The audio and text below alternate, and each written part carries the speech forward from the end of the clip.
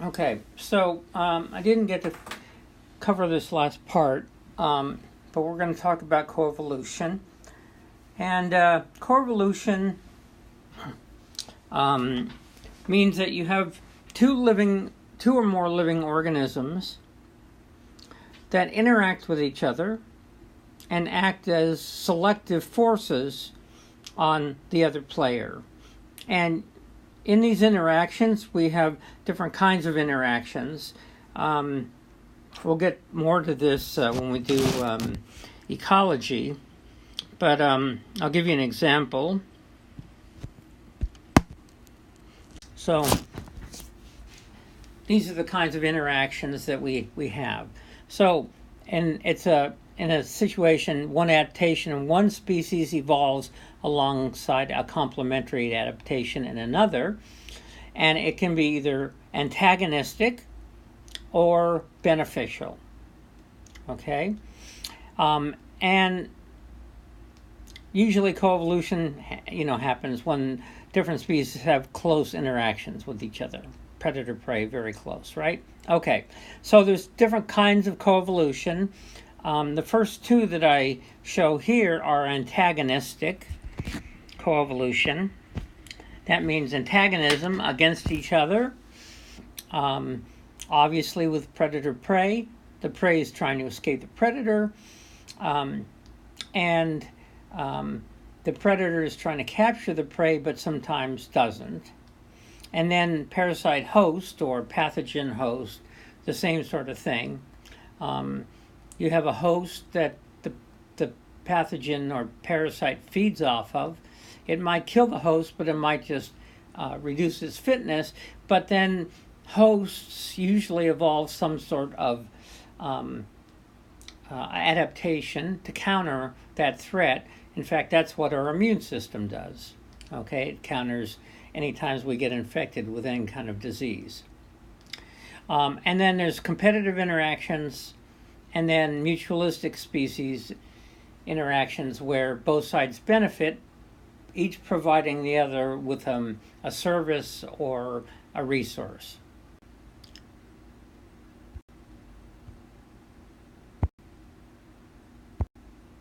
No? Okay, so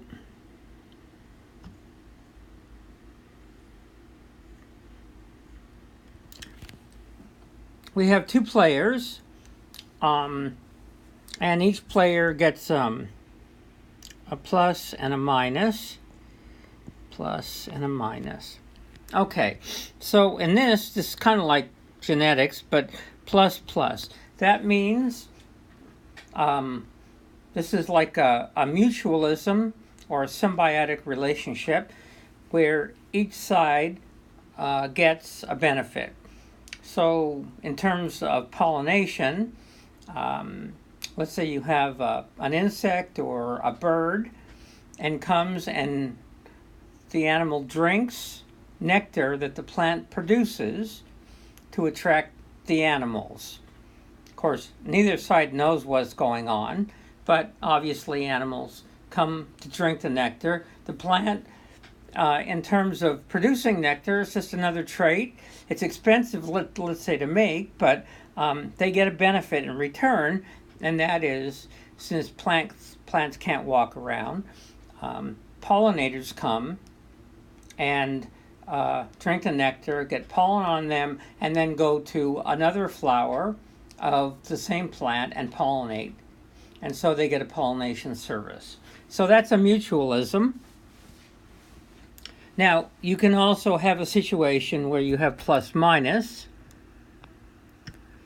In this case, you might have a cheetah and a gazelle.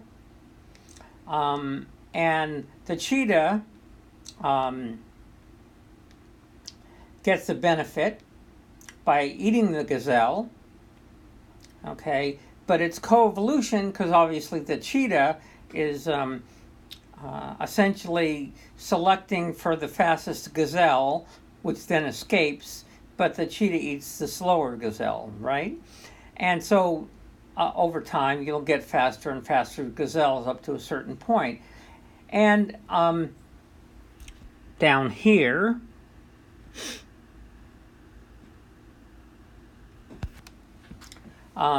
we have, in this case, the gazelle escapes and exerts pressure on the cheetah, and so because it might go hungry, right? So it then favors the gazelle, but the cheetah again evolves over time to get faster and faster. So it's an arms race. But you can also have a situation where both sides suffer. And a good example of that is, let's say, competition, either within the same species or between species, and they're competing for a limited resource. Now, you could have a situation where one side is better at getting the resource than the other, okay? But oftentimes there's not enough resource to go around, so they all suffer. And since you guys did the moose-wolf interaction, in terms of competition, you noticed that when there were no wolves, the moose competed against each other for very limited resources during the wintertime. And in fact, because there was too many moose for the resources, many of them died, so they were both suffering. Okay? Where did it go? Good.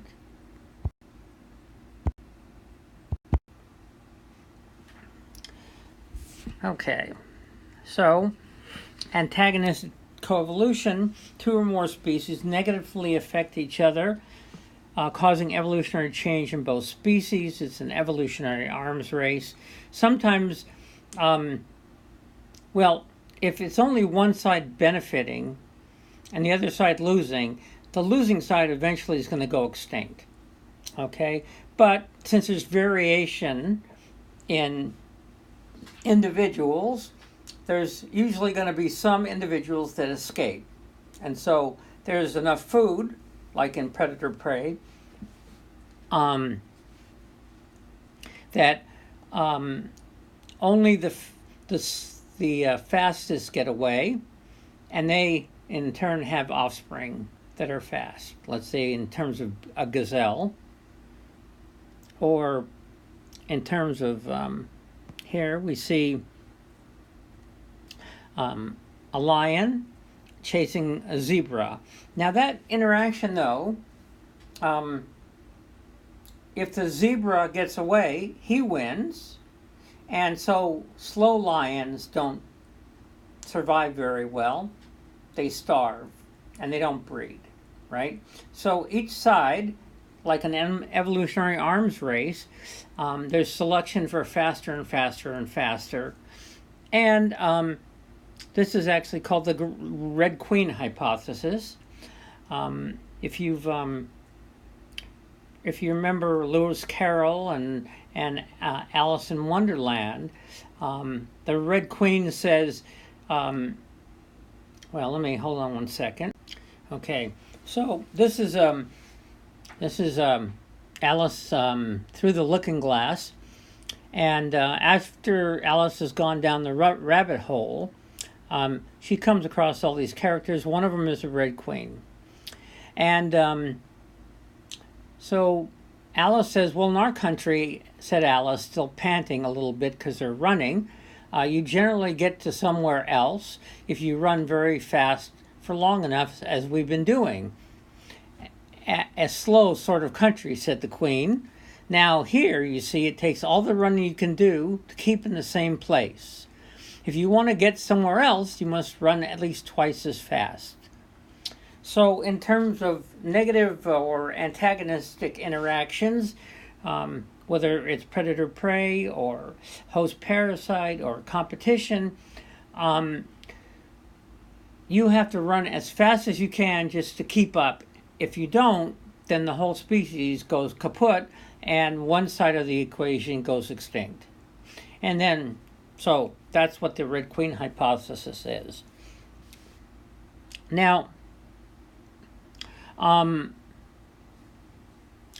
in host parasite, these are the kinds of things that we actually see in a lot of different cases where you have a host that is parasitized by some other organism, whether it's a bacteria or something larger than that.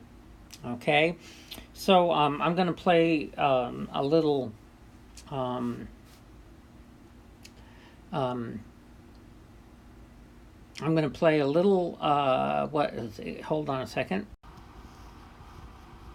Incredibly, 80% of all insects live in jungles. Few are more successful than the ants. There can be 8 million individuals in a single hectare. But jungle ants don't have it all their own way.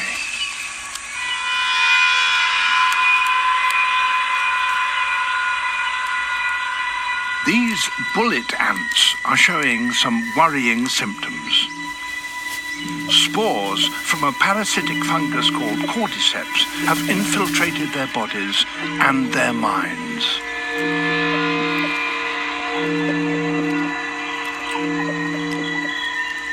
Its infected brain directs this ant upwards. Then, utterly disorientated, it grips a stem with its mandibles. Those afflicted that are discovered by the workers are quickly taken away and dumped far away from the colony. It seems extreme, but this is the reason why. Like something out of science fiction, the fruiting body of the cordyceps erupts from the ant's head.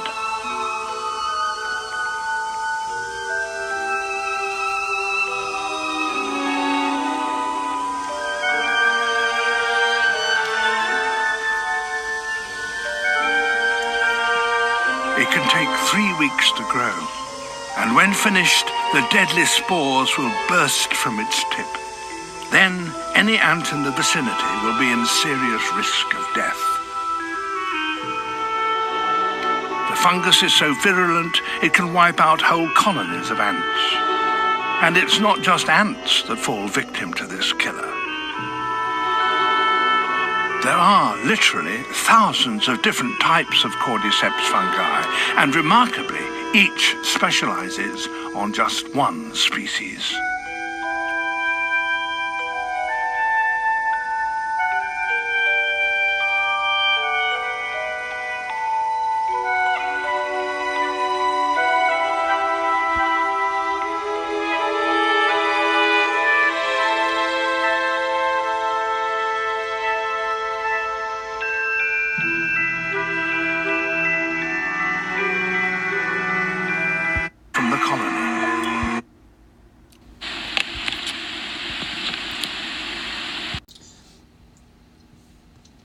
Okay, so back to this. So we can see this is antagonistic coevolution again. The ants are the ones who are suffering, but as you can see in a Red Queen sort of dynamic, each side evolves newer ways to attack or to defend. So one of the things that ants have done is that when a worker recognizes another ant being infected, they quickly grab that infected worker and take it far away from the colony to save the colony. So that's adaptive for the ants to escape wider infection.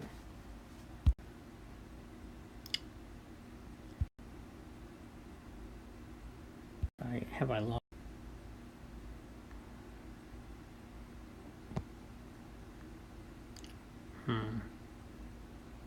I think I've lost it. Okay. Anyway, oh, I know. Here we go. Oh, here we go. Okay. That's right. So, animals can also be seed predators. In other words, they're eating the babies of the plants. So this is a little pocket, rather a deer mouse, eating some kind of fruit, and probably also eating the seeds. And so it's actually a seed predator. And plants have all sorts of ways to prevent things like that happening. Sometimes they actually make toxic fruit. For example, hot chili peppers. Hot chili peppers, mammals get their mouths burned by eating really hot chili peppers. Of course, a lot of humans like it, but it's used to deter granivorous rodents or other animals that might eat the chili pepper.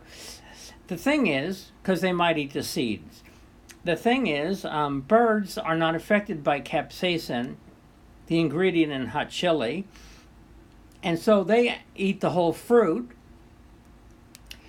It doesn't bother them, and they don't eat the seeds. The seeds get pooped out later on. Okay, so there's also competition. You can either have intra-specific competition, that means within the species. So here we have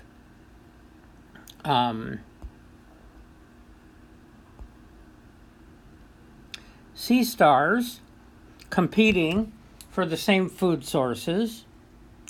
And so they're competing against each other. That's intraspecific competition. Or we also have these wolves fighting over a carcass.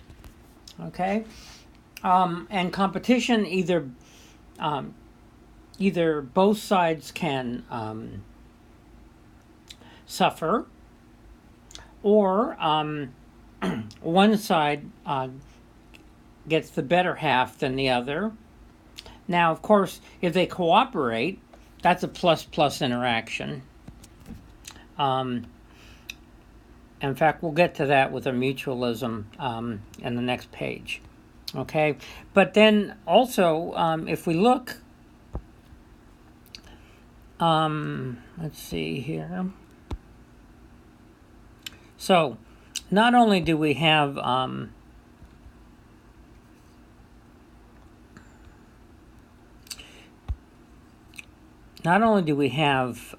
sea stars, but we also have interspecific competition.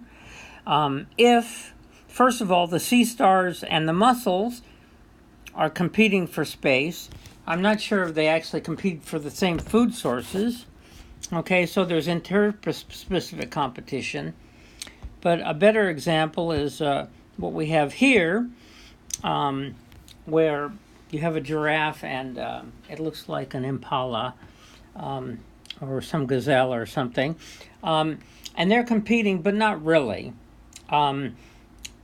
They've actually partitioned the resource, and they're probably eating different things as well. Of course, if they're eating the same thing, the giraffe might have the better of it, because they can reach leaves that this impala can't, and it might go extinct. Okay? So when that happens, when two species basically occupy the same niche, let's say feeding niche, and one's better than the other will go extinct. But in this case, we get character displacement. I mean, they're very different. They're very different species, and they look different, and they also forage differently, and probably they forage on different parts of the plant. And then you get what's called niche divergence.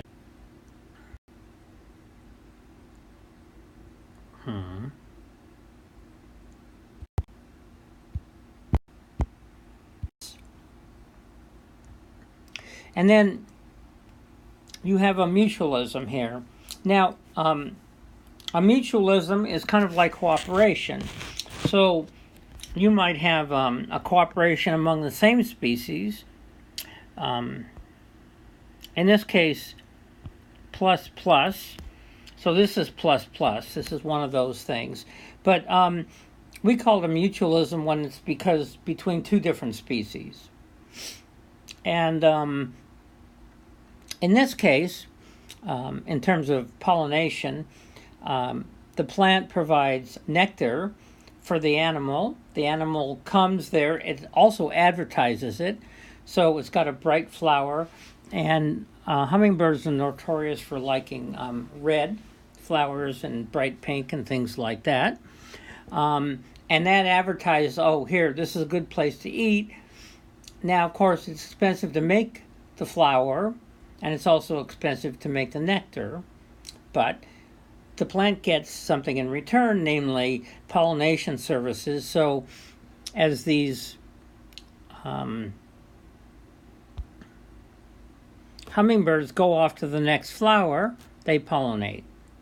Now, we also have an example here of a convergent mutualism. So in each of these different places, you have animals offering pollination services.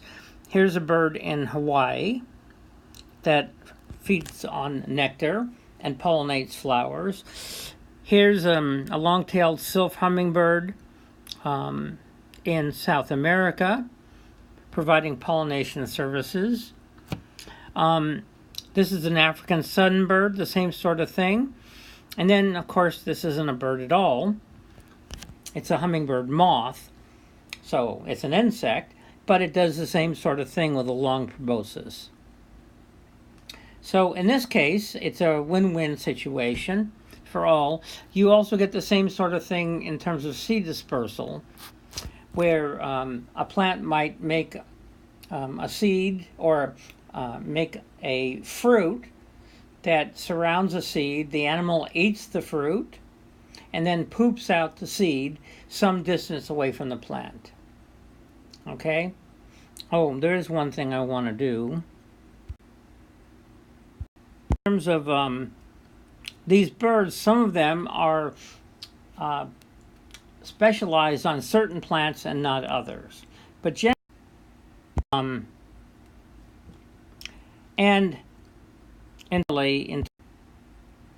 okay. And then finally, symbiotic algae and coral. These corals actually provide a home for these algae called zooxanthellae that are able to photosynthesize like plants do.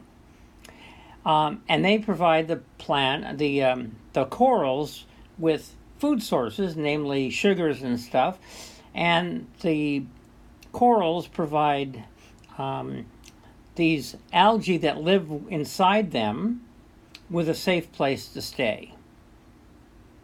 So corals use energy and organic compounds to maintain and grow their carbon skeletons. They provide algae with a place to shelter, and they produce carbon dioxide that the algae uses for photosynthesis.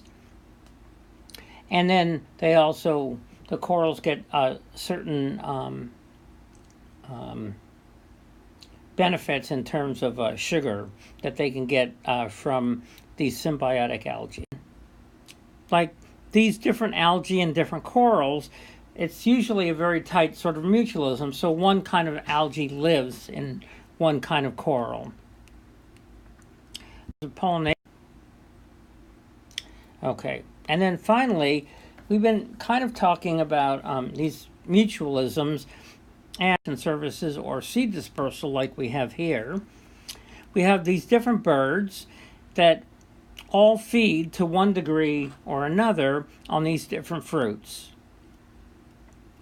So this is barberry, let's see, honeysuckle on the left, hawthorn, which we've already discussed, yew, and then barberry, Berberis vulgaris. And these are actually European birds, blackcap, redwing, and then a European robin. And they're all frugivores, they eat fruit. But you can see that the relationships is a diffuse one. It's not like only one bird. Let's say this guy only feeds here. In fact, he gets, this redwing might get most of its energy, but it also eats some of these as well. Not very much of this. Some of these plants rely more on certain species than another. So barberry survives more on robins for seed dispersal. And so this is what's called a diffuse mutualism, where there's many species.